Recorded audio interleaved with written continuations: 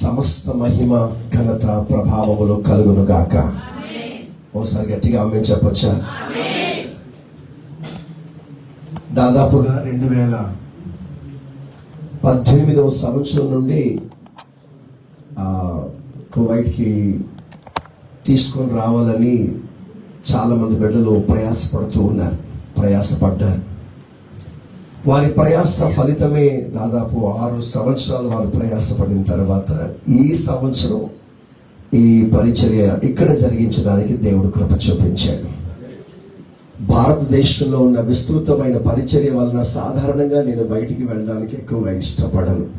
ఎందుకంటే దైవజనులు పాస్టర్ సురేష్ అయ్య గారు, మా గ్లోరియస్ మినిస్ట్రీస్ నాయకులు, 2017లో ప్రభు సన్నిధికి మహిమలోనికి వారు వెళ్ళిపోయిన తర్వాత దాదాపుగా గ్లోరియస్ మినిస్ట్రీస్ పరిచర్లో ఉన్న 250 సంఘాలు, వీటికి సీనియర్ సేవకులుగా పాస్టర్గా ఉంటూ ఆ పరిచర్యలు అక్కడ సభలు జరిగించిన కారణాన దాదాపుగా ఒక 4-5 సంవత్సరాలుగా విదేశాలకు వెళ్ళడం పూర్తిగా మానేశాను.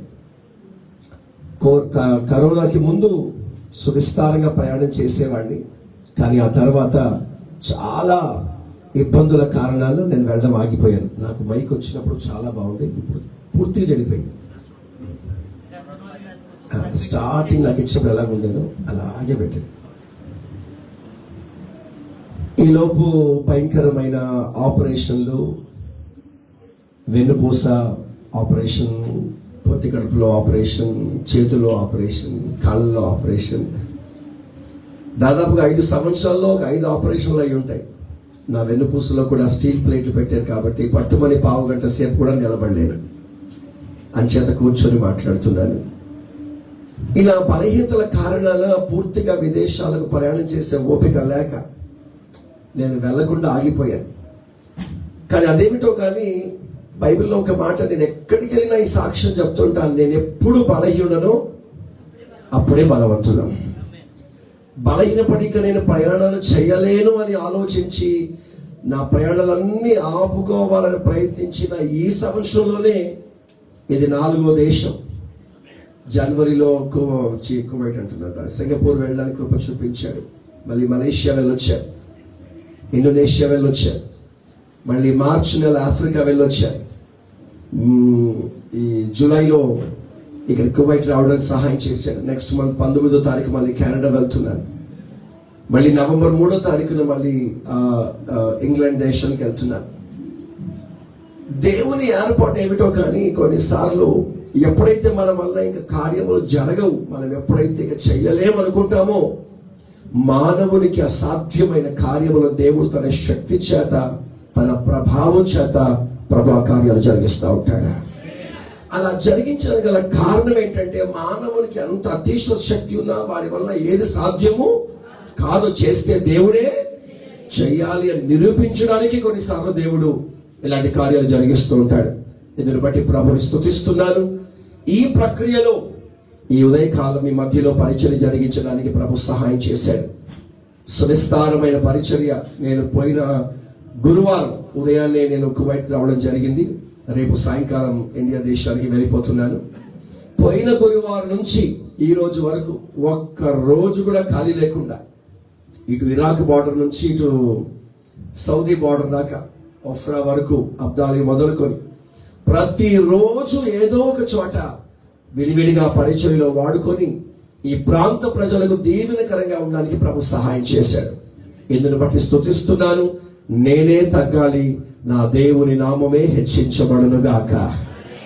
ఈ ప్రక్రియలో దైవజనులు పాస్టర్ రవి గారికి నేను ఇక్కడ ఉన్నానన్న విషయం తెలియగానే ఇదే కాలపు ఆరాధనలో వారు పాలు పొందడానికి నాకు ఇచ్చిన ఆహ్వానాన్ని బట్టి దైవ సేవకులకు, వారి కుటుంబానికి నా ప్రేమపూర్వకమైన వందనాలు తెలియపరుస్తున్నాను. విశ్వాసులైన మీ అందరికీ ప్రభు పేరట నా ప్రేమ వందనాలు.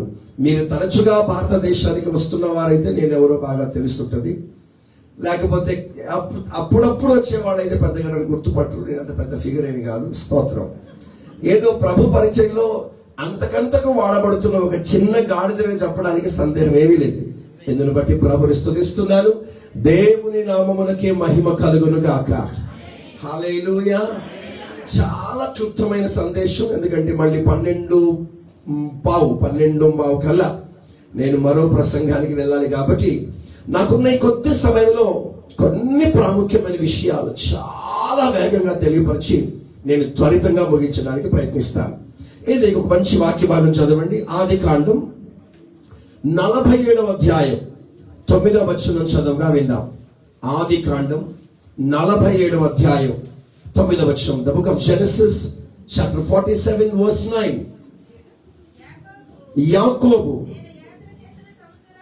నేను యాత్ర చేసిన సంవత్సరములు 130, నేను జీవించిన సంవత్సరములు కొంచెముగాను దుఃఖ సహితమైనవిగా ఉన్నవి.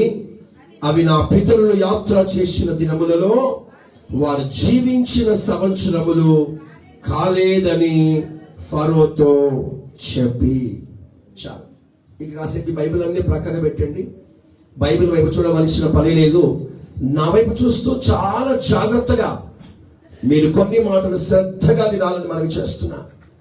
కారణం ఏంటంటే, దేవుని వాక్యమును మానవుని జ్ఞానముతో అర్థం చేసుకోవడం సహజం కాని, highly impossible to understand the word of God with human brains. పరిశుద్ధ గ్రంథంలో ఎన్నో మర్మములను, ఎన్నో రహస్యాలను దేవుడు పొందుపరిచి ఉంచాడు. ఒక విధంగా చెప్పాలి అంటే, పరిశుద్ధ గ్రంథం ఆదికాండం మొదలుకొని ప్రకటన పుస్తకం వరకు సువిస్తారమైన చరిత్ర ఇందులో ఉంది. చరిత్ర ఉంది కదా అని దీని చారిత్రాత్మకమైన పుస్తకం అని చెప్పలేం. జ్ఞానయుక్తమైన బోధ ఉంది కనుక ద బుక్ ఆఫ్ నాలెడ్జ్ అని చెప్పలేం. వీటినన్నిటి పొందుపరిచి ప్రభు పరిశుద్ధ గ్రంథముగా ఈరోజు మనకి ఇచ్చాడు. చూడండి, ఈ వాక్యమును అర్థం చేసుకోవాలి అంటే పరిశుద్ధాత్మ దేవుని యొక్క నడిపింపు, జ్ఞానము, అభిషేకము ఉంటే తప్ప, వింటున్నారా, మానవ జ్ఞానానికి దేవుని వాక్యాన్ని అర్థం చేసుకోవడం సరికాదు. చాలా మంది సాక్ష్యాలు చెప్తుంటారు, నేను 6 times బైబిల్ ముగించానండి, నేను 4 times బైబిల్ ముగించాను. నువ్వు ఎన్నిసార్లు ముగించావు కదా, నీకు ఏం అర్థమని చెప్పు ఒక మాట. బైబిల్ చదివేసామా, దాన్ని ముగించామో ముఖ్యం కాదు. అందులో పొందుపరిచిన దేవుని ఆలోచన తెలుసుకోగలిగిన వాడు ధన్యుడు. అందులో దాగిన దేవుని మర్మములను గ్రహించగలిగిన వాడు దీవించబడతాడు. అందుకే ఎఫెసీయులకు రాసిన పత్రిక, తీవాకండి నా వైపు చూడండి, ఎఫెసీయులకు రాసిన పత్రిక 3వ అధ్యాయం 5వ వచనంలో అంటాడు, ఈ మర్మం ఇప్పుడు ఆత్మ మూలముగా దేవుని పరిశుద్ధులకు, అపోస్తలులకును, ప్రవక్తలకును తెలియపరిచినట్లు పూర్వకాలమందు దేవుడు ఎవరికి తెలియపరచలేదు. బైబిల్లో ఉన్న మర్మాలు తెలుసుకోవాలని, బైబిల్లో ఉన్న నిగుటమైన సత్యాలు తెలుసుకోవాలని ఆది కాలం నుండి చాలా మంది పరిశుద్ధులు, ప్రవక్తలు, సేవకులు ఎందరో ప్రయాసపడ్డా దేవుడు వారికి తెలియపరచలా. మీకు అర్థం కావడానికి 1-2 ఉదాహరణలు మీ ముందు పెడతాను, బాగా వినండి. రాత్రంతా పెనుగులాడాడు.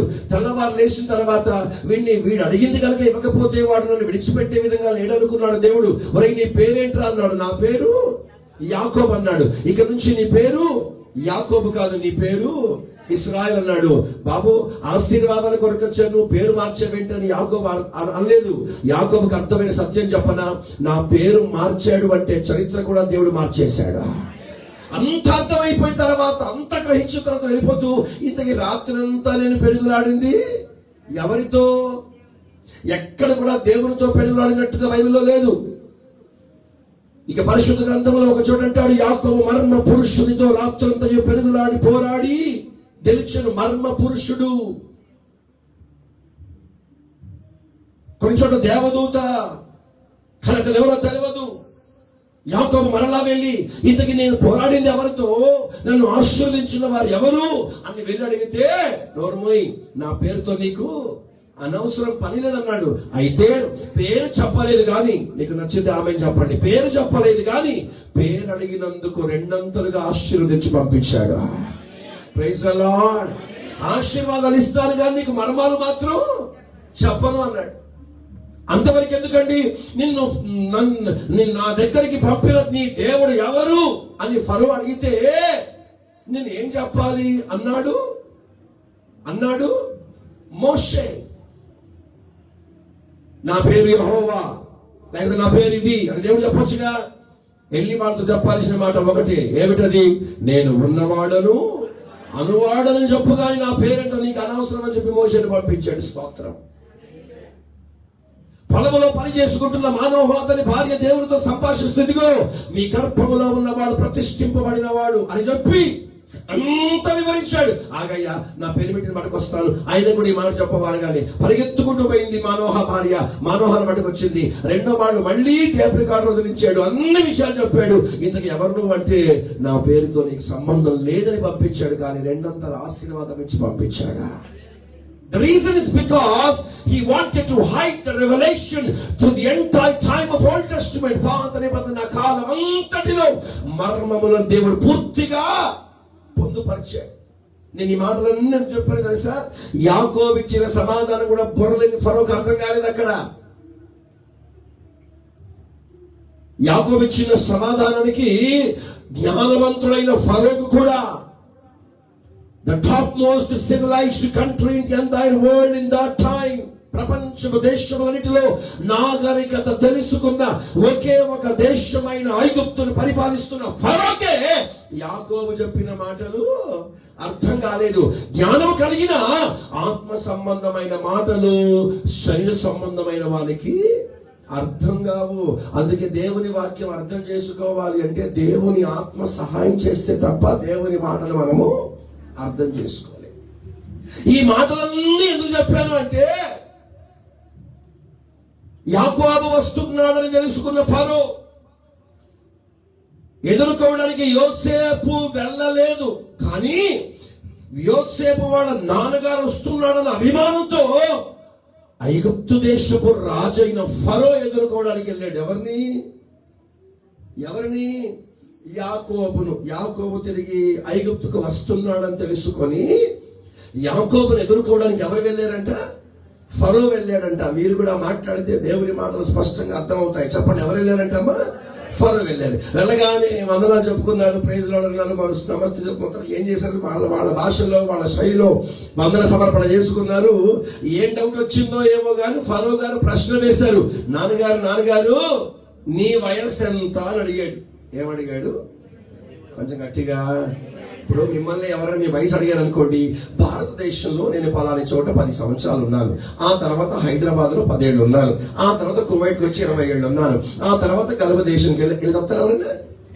హలో, చెప్తారు ఎవరైనా? చెప్పరుగా. నా వయసు ఇంత అని చెప్పాలి యాకోబు.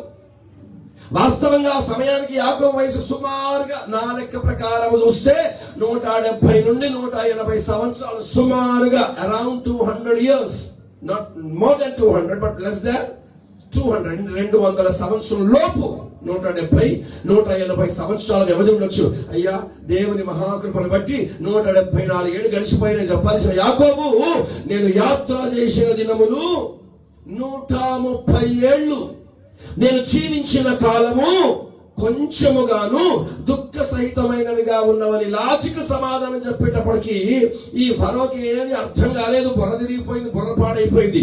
ఈ ముసలుడిని ఇంకేమైనా ప్రశ్న వేస్తే ఇలాగే తెంగర సమాధానం చెప్పాలనుకున్నాడేమో, ఇంకా ఏమి అడగకుండా లోపల తీసుకెళ్ళిపోయాడు. విషయం ఏమిటంటే, యాకోబు చెప్పిన మాటలు యాకోబు కూడా అర్థమై ఉండకపోవచ్చు. ఇక ఫరోకు అర్థం కావడం అసాధ్యం. మరి ఎవరికి అర్థం కాని మాట యాకోబు ఎందుకు పలికాడు? ₹1,00,00,000 మాట చెప్తాను, గట్టిగా ఆమె చెప్పండి. కొత్త నిబంధన సంఘమైన మనకు ఒక అద్భుతమైన పాఠాలు నేర్పించడానికే యాకోబు ద్వారా దేవుడు ఆ మాటలు పలికించాడు. It is not for Jacob, it is not for Pharaoh, it is not for Joseph, it is not for any of the Old Testament saint, but that words are for the church of New Testament. Amen. ఆ మాటలు ఎవరితో పలికారంటమ్మా? మన కొరకు. చెప్పండి, ఎవరి కొరకు? బహువచనం కన్నా ఏకవచనం చెప్పండి, గట్టిగా చెప్పాలి. ఫరో యాకోబు చెప్పిన మాటలు ఫరోకు అర్థం కాలే. యాకోబు చెప్పిన మాటలు ఆ కాలంలో ఎవరికి అర్థం కాలే. యాకోబు చెప్పిన మాటలు ఆ కాలము నాటి పరిశుద్ధులు కూడా ఎవరికి అర్థం కాలే. ఎవరికి అర్థము కాని మర్మయుక్తమైన మాటలు దేవుడు యాకోబుతో పలికించి గ్రంథములో పొదిగించి వాటిని దాచిపెట్టి కడవరి కాలంలో సంఘమైన మనకు దేవుడు బట్టబయలు చేస్తున్నాడు. Praise the lord. ఎవరి ద్వారా? మనుష్య జ్ఞానము కాదు. ఇందాక ఎఫ్ఎస్సి 3:5 చెప్పినట్లుగా ఆత్మ ద్వారా మర్మములను దేవుడు సంఘములకు బయలుపరచుచున్నాడు. Praise the lord. ఎవరి ద్వారా? ఆత్మ ద్వారా. Through the power of Holy Spirit God is revealing every revelation hidden in the word of God. జాగ్రత్తగా వినండి. యాకోబు అతని మాటల భావం ఏంటో తెలుసా? నా వయసు 170 ఏళ్ళు అని చెప్పుకోవచ్చు. ఎందుకంటే అప్పటికి యోసేపును పోగొట్టుకుని 44 ఏళ్ళు. ఎన్ని సంవత్సరాలు? 44 years. అప్పటికి యాకోబు తన వయసు ఎంత అంటున్నాడు? 130 ఏళ్ళు. 130 ఏళ్ళు ప్రయాణం చేశాను, 40 ఏళ్ళు జీవించాను. 130 + 40 174. అంటే 174 ఏళ్ళు అని చెప్పకుండా అతను ఏమని మాట్లాడుతాడంటే 130 ఏళ్ళు యాత్ర బాగానే చేశాను, కానీ కొంతకాలం నా యాత్ర ఆగిపోయింది. కొంతకాలం నేను జీవించాను అన్న మాట అర్థం ఏంటంటే ప్రయాణము జరగలేదు, యాత్ర ఆగిపోయింది. My pilgrimage stopped, my journey stopped.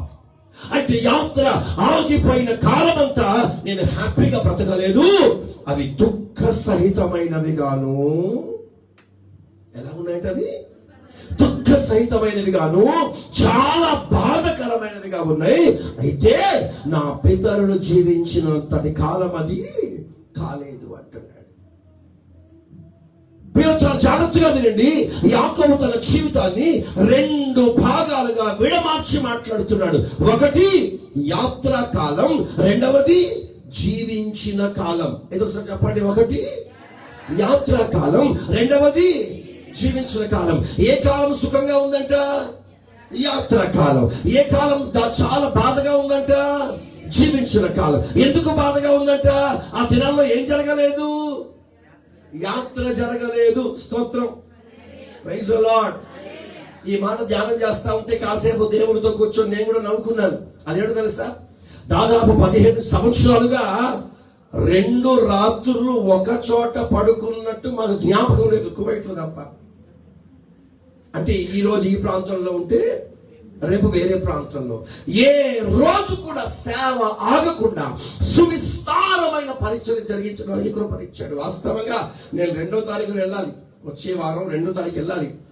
ఇన్ని రోజులు ఇక్కడ ఉండే అవకాశం లేక, అక్కడున్న పరిచర్య వదిలిపెట్టలేక బలవంతంగా చేతులు కాళ్ళు పట్టుకుని రేపటి టికెట్ మార్పించుకున్నాను. స్తోత్రం. హల్లెలూయా. కారణం పరిచర్య. వెళ్ళిపోవాలి. అక్కడ పరిచర్య బోర్డు ఉంది.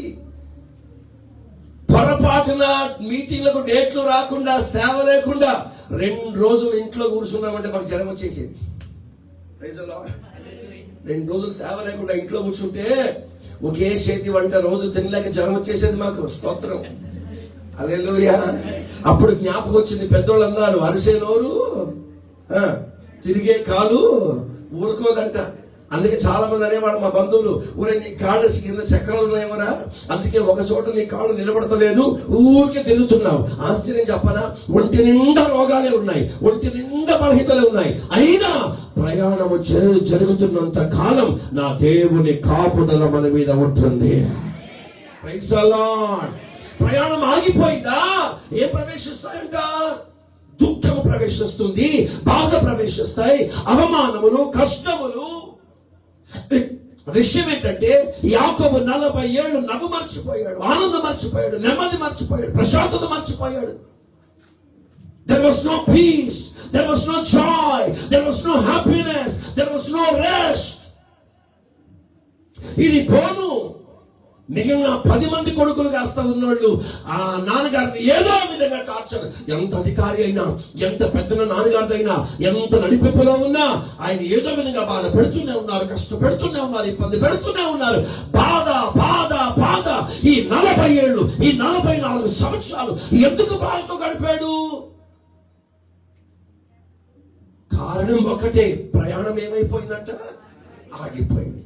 హలో, ఏమైపోయిందంటే ప్రయాణము ఆగిపోయిందంట. ఇప్పుడు అసలైన విషయం చెప్తాను. ఎందుకు ఆగిపోయింది ప్రయాణం? వాస్తవంగా అబ్రహాము, ఈసాకు, యాకోబుల కుటుంబానికి దేవుడిచ్చిన క్రమం ఏంటంటే, అబ్రహాం అంటాడు హెబ్రీ పత్రిక 11వ అధ్యాయంలో అంటాడు, పునాదులు కలిగిన పట్టణము చేరు వరకు. 11:9 చదవండి. హెబ్రీ 11:9. హెబ్రీలకు రాసిన పత్రిక 11వ అధ్యాయం 9వ వచనం. Book of Hebrews 11:9. త్వరగా. విశ్వాసమును బట్టి అతడు అనగా అబ్రహాముతో కూడా ఆ వాగ్దానములకు సమాన వారసులైన ఈసాకు, యాకోబు వారు గుడారములో నివసించుచు అన్యుల దేశములో ఉన్నట్లుగా వాగ్దాత దేశములో, హలో నా మాట వింటున్నారా, పరవాసులు, పరదేశులు అనగా యాత్రికులు,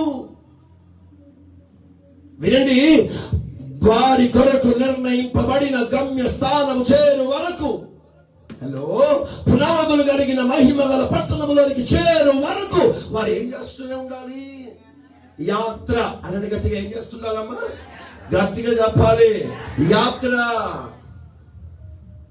ఎక్కడ దాకా? ఎప్పుడు దాకా యాత్ర చేయాలంట? అక్కడ హెబ్రీ పత్రికలో అంటాడు, పైన కింద అంటాడు, పునాదులు కలిగిన పట్టణములోనికి ప్రవేశించు వరకు, till the reach the city of foundations. English లో చాలా బాగుంటుంది. హిందీలో అంటాడు, वो जो शहर महिमा का नींव डाला गया, the city which has been foundations, పునాదులు కలిగిన ఆ పట్టణము చేరు వరకు ప్రయాణము సాగుతూనే ఉండాలి, సాగుతూనే ఉండాలి, సాగుతూనే ఉండాలి. ఐగుప్తును విడిచిపెట్టిన ఇశ్రాయేలీయులు వాగ్దాత దేశమైన కానాను చేరు వరకు వారు ఏం చేస్తుండాలి? ప్రయాణం చేస్తూనే ఉండాలి. ఇవన్నీ కాస్త మన ముందు పెట్టుకొని మనం కొంచెం ఆలోచన చేస్తే మన విశ్వాస జీవితము ఒక ప్రయాణము. మనం పాడబడతాం కదా, యాత్రికులము ఆయుష్కాలము పరదేశులము ధరణిలోన నిలువరమైన పట్టణము మన కిలలో లేదురా మానవ. There is no permanent destination for us in this world. నువ్వు ప్రపంచంలో ఎక్కడైనా బ్రతుకు, క్రీస్తు రక్తములో కడగబడిన బిడ్డలముగా, రక్షణ పొందిన బిడ్డలముగా మన గమ్యస్థానము దేవుని రాజ్యమైన మహిమలోనికి మనము చేర్చబడాలి. Praise the lord. కొంచెం గట్టిగా. ఇప్పుడు నా ప్రశ్న, మనము గమ్యస్థానానికి మనము చేరగలిగిన ప్రయాణము జరుగుతుందా? Is your journey been running up without any hindrance and obstacles in your life? నీ ప్రయాణం సాగుతుందా? యాకోబు జీవితంలో ప్రయాణం ఏమైపోయిందంట? ఆగిపోయింది. ప్రయాణం ఆగిపోయిన కారణాన ఏం ప్రవేశించాయి? ఇక అన్ని పెట్టుకుందాం, కష్టాలు, బాధలు, ఇబ్బందులు, పోరాటాలు, అవమానాలు, రోగాలు, వ్యాధులు, అలజడులు. Every kind of problems will take over you because your journey is being stopped. ఇదంతా కెత్తైతే అసలు యాకోబు క్షమించండి, యాకోబు ప్రయాణం ఎందుకు ఆగిపోయింది? యోసేపును పోగొట్టుకొనిన దినమున యాకోబు ప్రయాణం ఆగిపోయింది. ఎప్పుడు ఆగిపోయింది ప్రయాణము? యోసేపు పోగొట్టుకున్న దినమున యాకోబు ప్రయాణం ఆగిపోయింది. అద్భుతం చెప్పనా? మీరు గట్టిగా ఆమేన్ చెప్పాలి, ఓకేనా? 44 ఏళ్ల తర్వాత యోసేపు బ్రతికే ఉన్నాడన్న వార్త వినబడిన తర్వాత మళ్ళీ యాకోబు ప్రయాణం ఆరంభమైంది. Praise the lord. ఎప్పుడు ఆగిపోయిందంట? ఎప్పుడు ప్రయాణం ఆగిపోయిందంట? యోసేపును పోగొట్టుకున్నప్పుడు ప్రయాణం ఆగిపోయింది. మళ్ళీ ఎప్పుడు ఆరంభమైంది? యోసేపు బ్రతికే ఉన్నాడు అని ఎప్పుడైతే అన్నలు కుమారులు పరిగెత్తుకుని వచ్చి, అందులో నష్టాలి, వీడితో తొందర ఎక్కువ, నేనే ఇవ్వాలి వార్త అనుకున్నాడు. అందరికంటే వేగంగా పరిగెత్తొచ్చి, నానా there is a good news for you, dad there is a good news for you. ఒక శుభవార్త. ఏంట్రా? నీకు చిన్న కుమారుడు యోసేపు ఇంకా బ్రతికే ఉన్నాడు. Praise the lord.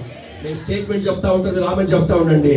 అప్పటి వరకు దుఃఖముతో గడిపిన యాకోబు నోటి మీద నవ్వు ఆరంభమైంది, గుండెల్లో సమాధానం ఆరంభమైంది, సంతోషం ఆరంభమైంది. ఆగిపోయిన తన ప్రయాణం మళ్ళీ ఆరంభించబడింది.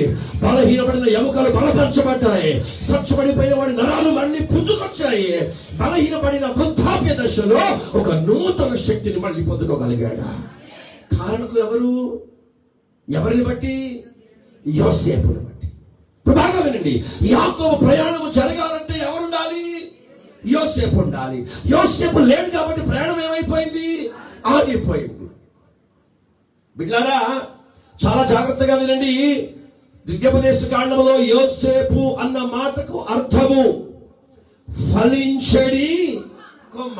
Very good. యోసేపు అన్న మాటకు అర్థం ఏంటమ్మా? ఫలించడి కొమ్మ.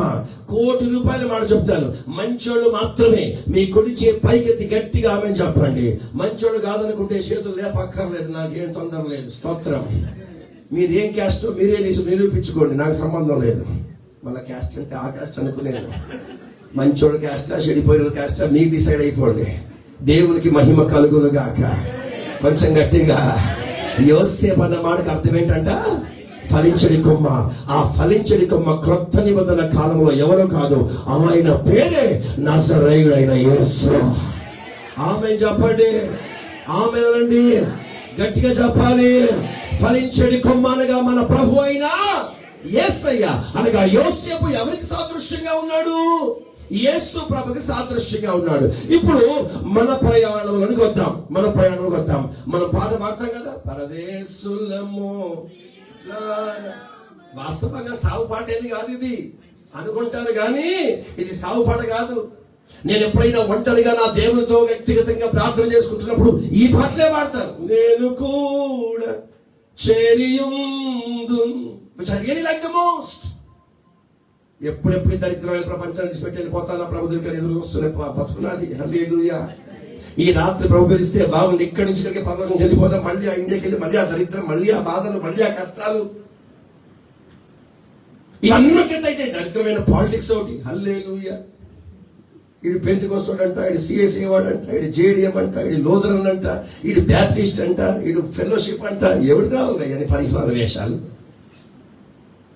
ఎప్పుడెప్పుడు దేవుడి దగ్గరికి వెళ్ళిపోదామని ఆశపడుతున్నాం. అంతవరకు నీ ప్రయాణం సాగాలంటే నీ యోసేపు నీ దగ్గర ఉండాలి.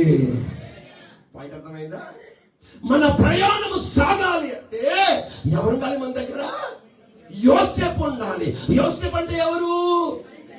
కొంచెం గట్టి, మన యేసయ్య. నా మన అని చెప్పకండి, మర్చాలి, బహువచనం వద్దు, ఏకవచనం చెప్పండి. ఎవరు యోసేపు?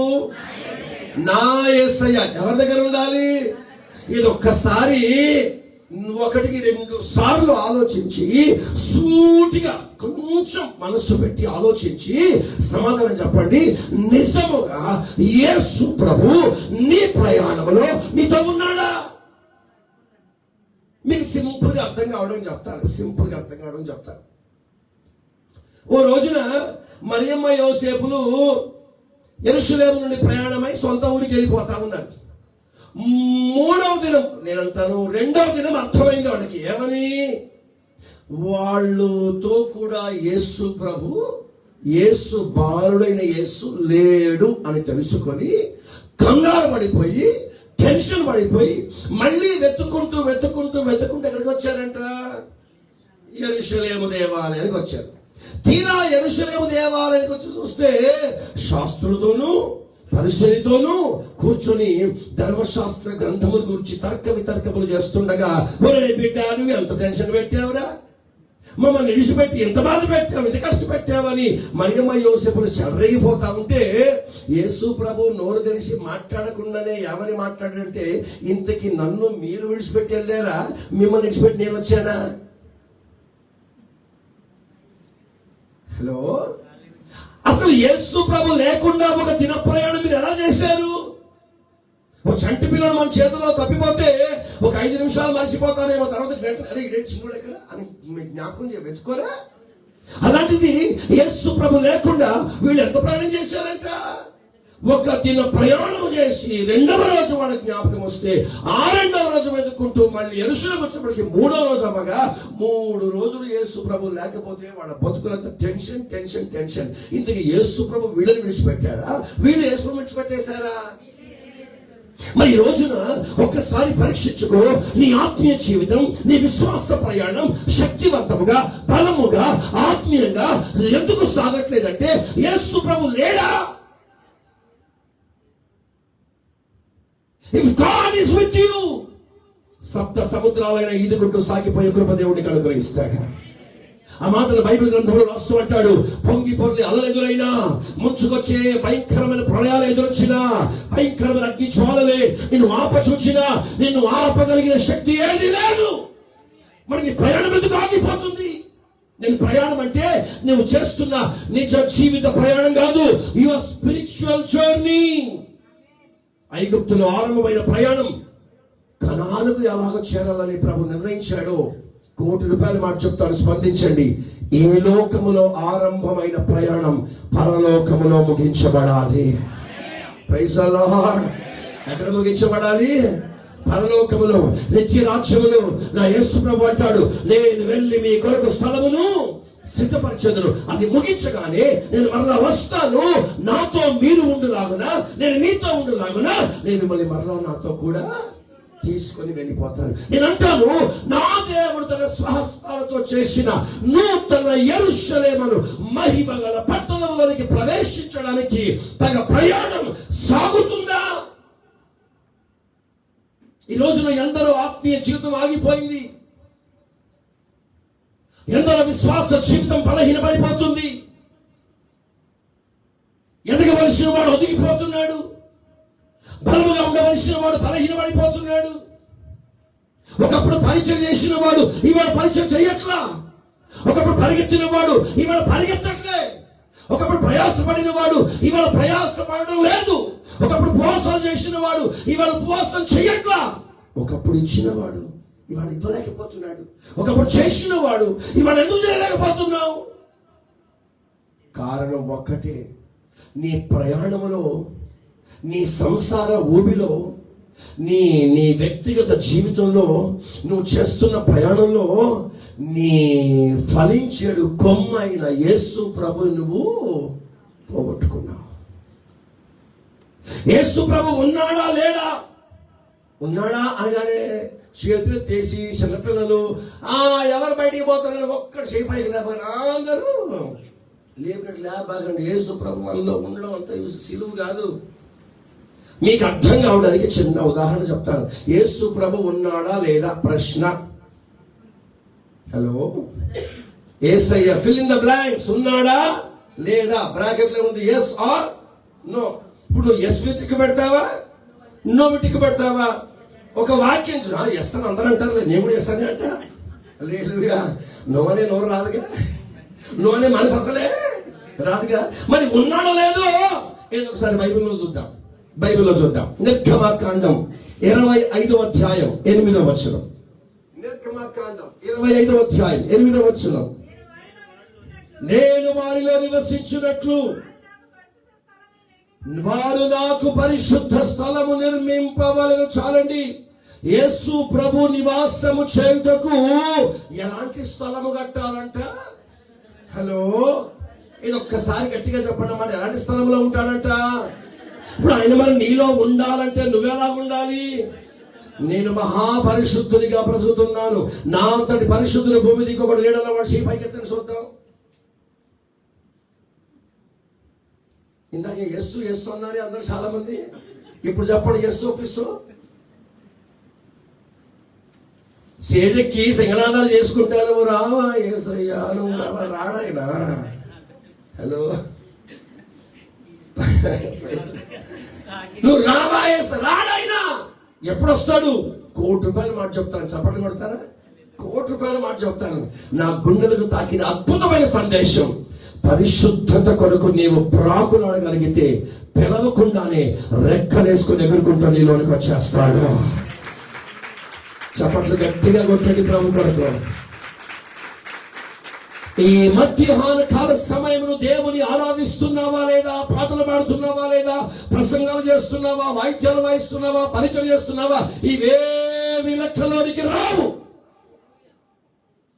దేశాలు తిరిగిన సేవకుడివా? తెల్లబట్టలు వేసుకున్నాడివా? మర్మాలు బోధించేవాడివా? రకరకములైన భాషల్లో ప్రసంగాలు చేయగల నైపుణ్యత నీకుందా? వాక్చాతుర్యము నీకుందా?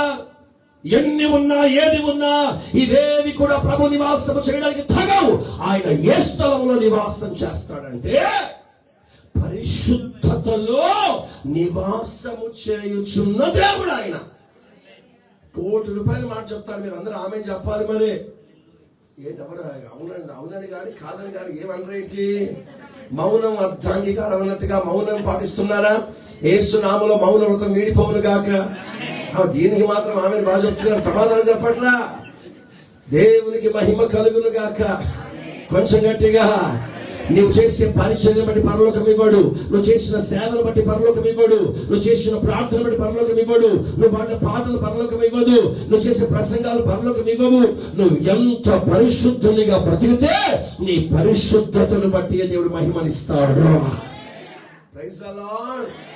ప్రపంచ దేశాల్లో ప్రఖ్యాతి పొందిన ఘనమైన సేవకులు అయినచ్చు, నీలో పరిశుద్ధం లేకపోతే పరలోకమే లేదు.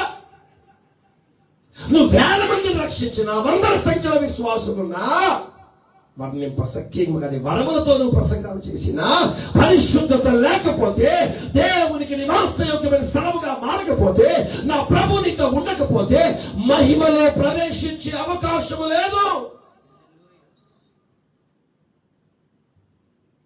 సమాజములో, సంఘములో, ప్రజల మధ్యలో గంభీరముగా, గొప్పవారిగా, శ్రేష్ఠునిగా పేరు పొంది సత్యం తర్వాత నరకానికి పోయాడు అనుకోడు. తెలుగులో మంచి సామెత ఉంది, మీ ప్రాంతంలో బాగా వాడే సామెత. ఆడెవడో ఇంత బతికి అది స్తోత్రం ఇంటికి చచ్చాడంట. నీ ఆత్మీయ ప్రయాణం ఎటువైపు సాగుతుంది? నీ ప్రయాణం సాఫీగా సాగాలి, నీ ప్రయాణం శక్తివంతంగా సాగాలి, నీ ప్రయాణం మహిమకరంగా సాగాలి. నువ్వు గమ్యస్థానానికి చేరుకోవాలి, పరలోకం చేరాలి, సింహాసనం చేరాలంటే నీ ప్రయాణంలో నీ యేసు నీతో కూడా ఉండాలి. నీ యేసు నీలో ఉండాలంటే నువ్వు ఎలా బ్రతకాలి? లోకంలో పరిశుద్ధంగా బ్రతకాలి. God is expecting holiness in our lives. ఆయన ఏమి ఆశపట్ల. వాడు వచ్చాడు గులాబీ నోట్ల కట్ట తీసుకొని డబ్బాలో వేయడానికి. ఆడు మహాధనవంతుడు. ఆడు కానుగా కానీ బాబోయ్ ఈ నెలంతా మా సేవ ఖర్చులన్నీ వెళ్ళిపోతాయి, ఇలాంటి వాళ్ళు 10 మంది వస్తాయి ఎంత బాగుండో అని ఆశపడేవాడు కాదు. నా ప్రభు రే ఆపురా అన్నాడు. అక్కడ అయ్యా చిన్న కానుక కేవలం గులాబీ నోట్ల కట్ట అన్నాడు. ప్రభు అన్నాడు, నువ్వు అర్జెంట్గా వెనక్కి వెళ్ళిపో, నీ వెళ్ళి నీ సహోదరుతో మొదట సమాధాన పడినా, నువ్వు సమాధాన పడకుండా వేసే కానుక నేను అంగీకరించను. అంటే వాడిలో పరిశుద్ధత లేకుండా, వాడిలో యథార్థత లేకుండా, వాడిలో నీతి లేకుండా నువ్వెన్ని పరిచయం చేసినా, ఒక పెద్ద స్కాలర్ ఎవరో తెలుసా, మెసేజెస్ ప్రసంగాలు ప్రజలను ప్రభావితం చేస్తాయి, కానీ ప్రార్థన దేవుని ప్రభావితం చేస్తుంది. మనుషులను ప్రభావితం చేసే మాటలు కాదు, మనుషులను ప్రభావితం చేసే బోధలు కాదు, మనుషులను ఆకర్షించుకునే మాటలు కాదు. నా దేవుని తన కార్యములు జరిగించడానికి బలవంతం చేయగలిగిన శక్తివంతమైన జీవితం కావాలి మనకు.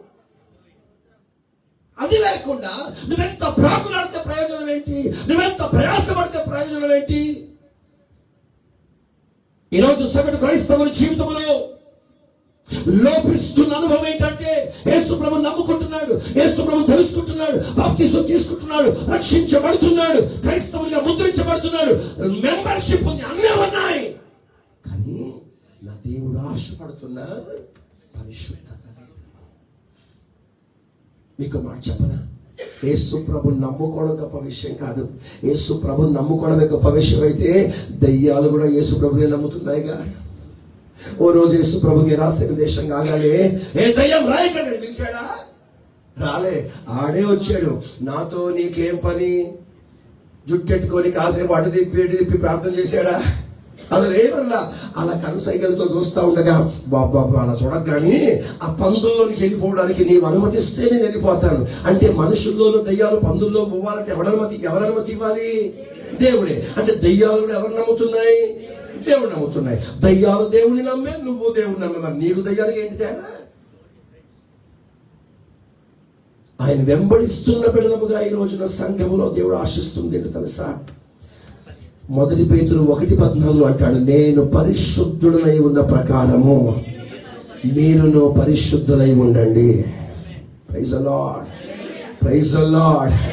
గత కొన్ని రోజులుగా ప్రతి సందేశంలో ప్రతి మాట వెనక నా దేవుడి సంఘానికి ఈ కడవరి దినాల్లో బోధిస్తున్న సత్యం ఒక్కటే, ఎవరు నశించడం ఇష్టం లేక ప్రతి వారిని తనతో కూడా మహిమలో చేర్చుకోవాలని ఆశపడిన నా ప్రభు ఈ మధ్యాహ్నం నీతో కూడా మాట్లాడుతూ అంటాడు, నీ ప్రయాణం సాగాలంటే, నీ గమ్యస్థానానికి నువ్వు చేరాలంటే నీ యేసు నీతో కూడా ఉండాలి. నా యేసు నేను ఎప్పుడుంటాడు? బలులు నైవేద్యములు అర్పించినప్పుడు కాదు, రక్త ప్రోక్షణ చేసినప్పుడు కాదు, విన్నారా? జీవఫలములు లేకపోతే ప్రతిష్టార్పణలు అర్పించినప్పుడు కాదు. నీలో నా దేవుడు నివాసము చేయగలిగిన పరిశుద్ధతను గనుక నీవు సంపాదించగలిగితే నీతో యేసయ్య ఉంటాడు. నీ ప్రయాణంలో ఎలాంటి ఒడుగు తొడుగులు రాకుండా, ఎలాంటి సమస్యలు రాకుండా, ఎలాంటి ఇబ్బందుల ప్రయోజనం వెంటాడకుండా నీ ప్రయాణములు సాగిపోయే కృప నా దేవునికి అనుగ్రహిస్తాడు. కొంచెం గట్టిగా, కొంచెం గట్టిగా. యోసేపు గురించి ఒక మాట ముగించేస్తాను, టైం అయిపోయింది. హల్లెలూయా. అదేంటో కానీ నేను స్టేజ్ ఎక్కిన రోజే వాచ్కి నాకు గొడవ అయిపోతా ఉంటుంది. ఆమె హల్లెలూయా. ఓ రోజున యోసేపు ఫరోకు వచ్చిన కళ వివరించాడు. రాజా, నీ కళ ఇది, నీ కళ భావం ఇది. కళ చెప్పాడు, కళ భావం చెప్పాడు. ఇదంతా చెప్పిన తర్వాత ఫరో యోసేపు గురించి ఒక మంచి సాక్ష్యం చెప్పాడు. ఏంటో తెలుసా? ఇతని వంటి దేవుని ఆత్మ కలిగిన వాడు మన దేశంలో ఇంకొకడు లేడు. అసలు ఆ మాట వింటుంటే ఎక్కడ లేని ఒళ్ళంతా పులకరించి జల్లరించేసింది. యోబు పుస్తకం రాసినప్పుడు కూడా, యోబు పుస్తకం ఆరంభించినప్పుడు కూడా పరిశుద్ధాత్మ దేవుడు ఎలాగో ఆరంభించాడు తెలుసా? ఊజు దేశమునందు ఒక్క మనుషుడుండెను. ఊజు దేశమునందు ఒక్క మనుషుడా? ఒక్క మనిషి ఉన్న దేశము అని ఎలా పిలువబడును? Praise the lord. అసలు దేశంలో ఒక్క మనిషి ఏముండునా అని ఎన్నో ప్రశ్నలు వస్తాయి. వేల మంది సంఖ్యలో ఉన్న నా దేవుని దృష్టికి యథార్థముగా కనబడిన వాడు యోబు ఒక్కడే. Praise the lord. రాజుల పుస్తకములో ప్రజలు వెళ్ళి విచారణ చేస్తున్నారు, అయ్యా ఇక్కడ ఎవరైనా ఉన్నారంటే మా దేశమునందు నీతి కలిగిన దైవజనుడు ఒకడు ఉన్నాడు, అతను చెప్పినదంతయు నెరవేరుతుంది, అతని వంటి సేవకుడు మరొకడు లేడు. అసలు మాటలు వింటుంటే అద్భుతం అండి. దేవుని ఆత్మ కలిగిన వాడు, దేవుని సన్నిధి ఉన్నవాడు, దేవుడు తోడున్నవాడు.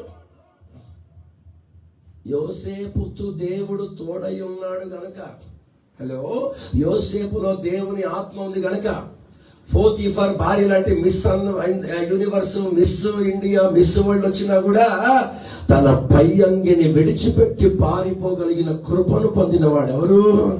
యోసేపు. పరిశుద్ధత ప్రభు అతనితో ఉన్నాడు కనుక పాపమును ఎదిరించి పారిపోగలిగాడు. ఇవాళ నువ్వు పాపను ఎదిరించి పారిపోలేకపోతున్నావంటే యేసు లేడని కదా. నువ్వు పాపములో ఉంటూ, నువ్వు లోకములో ఉంటూ, నువ్వు శయములో ఉంటూ యేసు ప్రభు నాతో ఉన్నాడు, నువ్వు రావా యేసయ్యా, నువ్వు రావా, వస్తాడా? ఒకే చోట దేవునికి నీ దయ్యానికి స్థానము లేదు. ఇశ్రాయేలీయులు ఐగుప్తులో ఉన్నంత కాలం దేవుడు వారి మధ్యలో లేడు. 114వ కీర్తన మొదటి వచనం, 114 Psalms verse 1, త్వరగా చదవాలి. 114 Psalms verse 1, 114:1.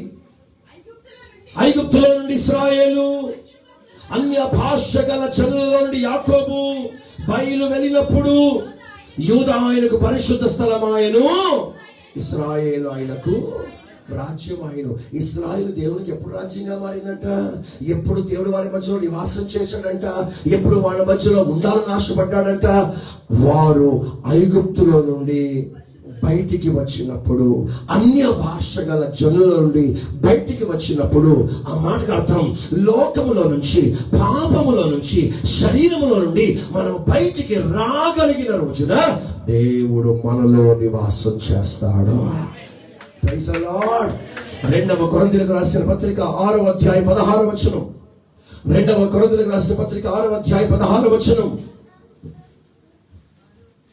2 Corinthians 6:16. దేవుని ఆలయములకు విగ్రహములతో ఏ పొందిక? అంతేనా? మనము జీవము గల దేవుని ఆలయమై ఉన్నాము కనుక దేవుడు ఇలాగ సెలవిచ్చుచున్నాడు, నేను వారికి దేవుడనయుందును, వారు నాకు ప్రజలయుందురు, నేను వారి మధ్య నివసించి సంచరించును గనుక వారు అన్య జనుల మధ్యలో నుండి బయలు వెళ్ళి ప్రత్యేకముగా ఉండవలను. ఆయనలో ఉండాలి, ఆయనతో ఉండాలి, నీ ప్రయాణంలో సాగాలి, నీ ప్రయాణంలో నడిపించాలని ఆశపడితే నీవు అన్య జనుల మధ్యలో నుండి బయలు వెళ్ళి, when you are separated from this world, when you are separated from sin, when you separated yourself from this worldly affairs, ఆచారముల నుండి, సాంప్రదాయాల నుండి, పద్ధతుల నుండి, లోకముల నుండి, అన్నిటి నుంచి వేరైపోయి నువ్వు ఎప్పుడైతే దేవుని కొరకు ప్రత్యేకింపబడి జీవిస్తావో ఆయన నీ మధ్యలో నివాసం చేస్తాడు. Praise the lord. నీతో ఉంటాడు అని ఇప్పటిదాకా చదువుకున్నాం. ఒక్క మాట ముగించేస్తాను. వారితో ఉండాలనుకున్న దేవునికే ఇన్ని క్రమములైతే, హలో, వారితో, ఆ మాట చెప్పండి, వారితో ఉన్న దేవునికి అంత క్రమం అవసరమైతే ఓ రోజున యెహోషువతో అంటాడు దేవుడు, ఇదిగో ఆయన ఏం చేయబోతున్నాడు, పాలెమంతటిని శుభ్రపరచండి, గుడారాలను శుభ్రపరచండి. ఆయన వస్తున్నాడు. ఆయన రావాలంటే పాలెమంతా ఏమైపోవాలి? శుభ్రమైపోవాలి. గుడారాలంతా ఏమైపోవాలి? శుభ్రమైపోవాలి. ఒక మాట చెప్తాను, కోటి రూపాయల మాట నచ్చితే ఆమె చెప్పండి. ఒకప్పుడు వారితో ఉండాలని ఆశపడుతున్న దేవుడు ఆయన, కానీ క్రొత్త నిబంధన సంఘమైన మనతో అంటాడు, ఆయన మనలో ఉండాలని ఆశపడుతున్న దేవుడు ఆయన. Praise the lord. తో ఉన్న దేవునికి అంత పరిశుద్ధత అవసరమైతే మనలో ఉండే దేవునికి ఎంత నిష్ఠ కలిగిన వారిగా మన బ్రతికితే ప్రభుత్వం ఉంటాడు. మరోసారి మీ సహోదరుడిగా ఓ చక్కటి మాట ముగించేస్తాను. ప్రభు నివాసం చేసే పరిశుద్ధ స్థలాలుగా మారిపోండి. మీరు ఏం చేయకపోయినా పర్వాలేదు, ఆయన నీలో నివాసం చేయగలిగిన జీవితం చేయగలిగితే ఆయన అంతకు మించేది కోరుకోవట్లా. నీ సొత్తు కాదు బిడ్డ, దేవునికి ఎవరు కావాలంట? నువ్వే కావాలి. నీ డబ్బును, నీ ధనమును, నీ బలమును ఆశపడేవాడు కాదు, నిన్ను కోరుకుంటున్నాడు ఆయన. ఆయన నివాసం చేయాలని ఆశపడుతున్నాడు. నక్కలకు, బొరియలు, ఆకాశ పక్షులకు గూళ్ళు ఉన్నాయి, కానీ మనుష్య కుమారుడికి తలవాల్చుటకైనను స్థలము లేని ఆ దేవునికి, నీ కొరకు నిత్యమైన మహిమను విడిచిపెట్టిన దేవునికి దేవునికి ఇవ్వలేవా? నీ జీవితాన్ని ప్రభు కొరకు పరిశుద్ధంగా ఉంచుకోలేవా? ఆఫ్టర్ ఆల్ బ్రతికే 70, 80, 90 ఏళ్ల కాలానికి చురుకనైన పాపానికి అప్పగించుకొని నీ జీవితాన్ని పాడు చేసుకుంటున్నావే. దేవునికి నివాస స్థలముగా మారవలసిన నీవు దేవునికి దూరంగా జీవిస్తున్నావే. ఎలా ప్రవేశిస్తాం మన మహిమలోనికి? బ్రతుకు మీద మనసు పెట్టకండి. నిత్య రాజ్యములో ప్రవేశించబోయే ఆ మహిమ గల పట్టణం మీద నీ దృష్టి ఉండగలిగితే నీ ప్రయాణం సాఫీగా సాగుతుంది. Praise the lord. విదేశాలకు ఉద్యోగాలకు వెళ్ళే మా బిడ్డలతో సంఘంలో ఏం చెప్తుందో తెలుసా? రేయ్, నువ్వు ఏ ఉద్దేశంతో వెళ్తున్నావో అది మనసులో పెట్టుకొని పో. అది మర్చిపోయావా, తొలగిపోయే ప్రమాదం ఉంది. నీ గతి ముందు మనసులో పెట్టుకో. నీ గతి, నీ స్థితి మనసులో పెట్టుకో, మర్చిపోకు. అది మర్చిపోతే దారి తప్పిపోయే అవకాశం ఉంది. పరిశుద్ధత కోల్పోయే ప్రమాదం ఉంది. ప్రభుకు నివాసయోగ్యంగా మారవలసిన మనము దేవునికి దూరమైపోయే ప్రమాదం ఉంది. కనుక దండబడి చెప్తున్నాను, రాకడ సమీపముగా ఉంది. ఏ క్షణమైన ప్రభు రావచ్చు, సంఘాన్ని తీసుకుని రాబోతున్నాడు. తన ప్రజలమైన మన కొరకే, మన పరిపూర్ణత కొరకే నా దేవుడు ఇంకా ఆలస్యం చేస్తున్నాడు. ఆయన ఉద్దేశం ఒకటే, నీ హృదయం నా దేవునికి నివాస స్థలంగా మారాలి. నీలో ఆయన నివాసం చేయాలని ఆశపడుతున్నాడు. నీ మనులు మాణిక్యాలొద్దు, నీ బంగారు నైవేద్యాలొద్దు, ఏమి వద్దు. నువ్వు రా ప్రభు దగ్గరికి అప్పగించుకో. ఆయనతో చెప్పు, నాలో నీవు నివాసం చేయి, నీ ప్రయాణం సాగుద్ది. ఒకరోజు నా ప్రభుతో కూడా గమ్యస్థానం చేరగలిగిన కృప నా ప్రభుని అనుగ్రహిస్తాడు. ప్రభు ఈ మాటను దీవించునుగాక. అలాగే రెండు చేతులు జోడించండి, తల వంచి రెండు చేతులు జోడించి, చేతనైతే రెండు కన్నీళ్ల చుక్కలు కార్చి ఆయన పాదాలు కడిగి చెప్పండి, ప్రభువా నా గమ్యస్థానానికి నేను చేరుకోవాలి. ఫిలిప్పులు అంటాడు, ఫిలిప్పు 3:14 అంటాడు, క్రీస్తు యేసునందున్నతమైన పిలుపున కలుగు బహుమానము పొందవలెనని గురి యొద్దకే పరిగెత్తుచున్నాను అంటున్నాడు. నీ ప్రయాణము సాగుతుందా బిడ్డ?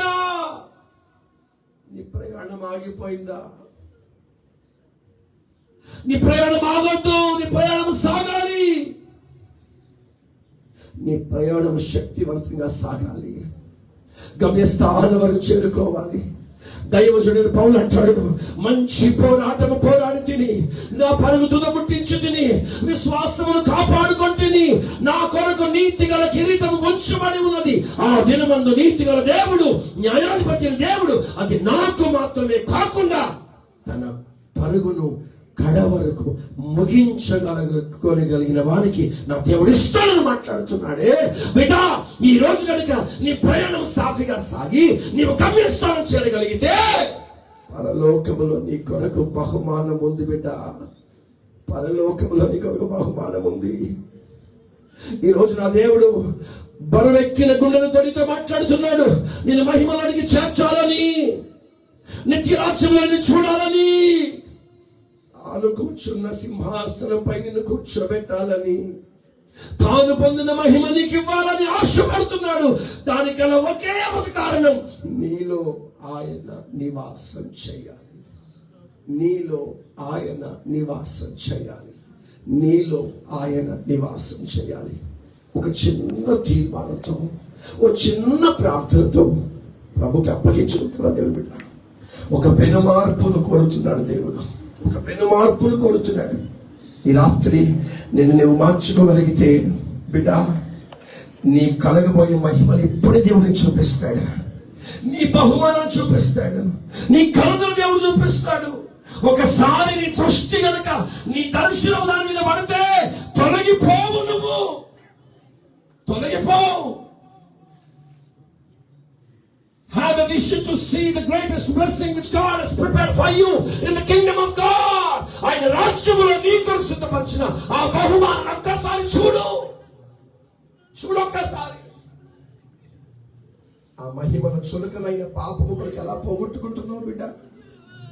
ఆ కృపను చులకనైన శ్రమలకు ఎందుకు పోగొట్టుకుంటున్నావు? ఈ మధ్యాహ్నం ఒక తీర్మానంలోకి వద్దాం, ఒక సమర్పణలోకి వద్దాం. నా దేవుడు నేను బలపరిచి నీ ఆయన కృపలో నేను నిలబెట్టును గాక. మహాగరుడా, ప్రేమల తండ్రి, ఈ ఉదయకాలం శక్తివంతమైన ఈ మాటల చేత మా హృదయాలు సంధించారు. ఆయన అభాగ్యులము నిర్భాగ్యులమని మమ్మల్ని విడనీయక తండ్రి, మీతో ఐక్యపడే వరకు మా ప్రయాణం సాగాలి.